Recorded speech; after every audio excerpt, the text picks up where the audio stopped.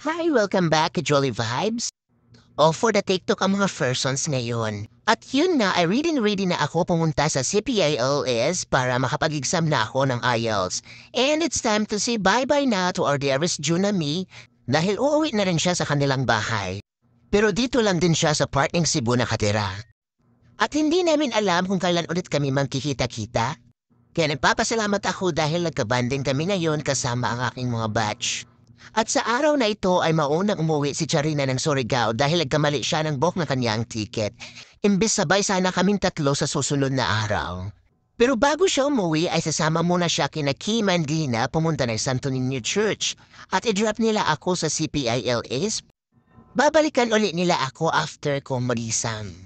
Salamat lang sa holiday. Salamat lian. Salamat lang sa Oo, mo ba yung mauli? I love you, June. Love you. Grabe ka na ito picture. Ayun, hilak ko. I miss you. Hello. Asong hasa.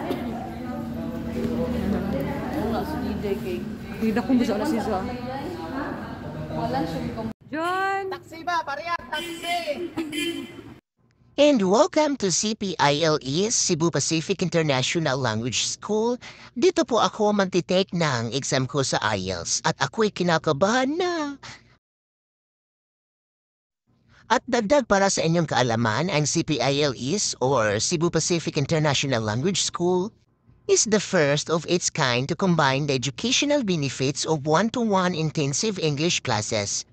Other schools offer one or the other, but at CPILE, students can enjoy the best of both worlds.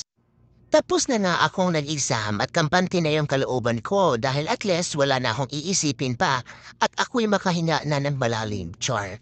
At kami po ay nandito sa Carbon, isa po siyang kainan at maraming pagpipilian ng foods pero hindi na po kami kumain dito dahil tapos nang kumain ang mga kasamahan ko at ako'y dinalhan na lang nila ng food.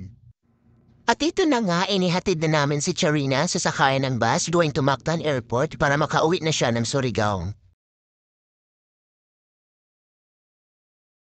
Pero wait, ay maling bus na sakyan niya kaya bumaba na naman siya at hinanap namin yung bus na sasakyan niya at ito na nga yun. At shoutout nga pala sa driver ng bus na nag-hi sa video ko. Pero sorry kuya dahil di siya nakita sa video yung pag-hi mo. Pero thank you pa rin po sa pag-hi sa vlog ko. Ingat po kayo sa biyahe. At pagkatapos namin hinatid si Charina ay pumunta kami ng SM para bumili ng milk tea kasama si Kim and Glenna. At hanggang dito na lang po yung video ko. Maraming salamat po sa panonood. Babush! And see you on my next video.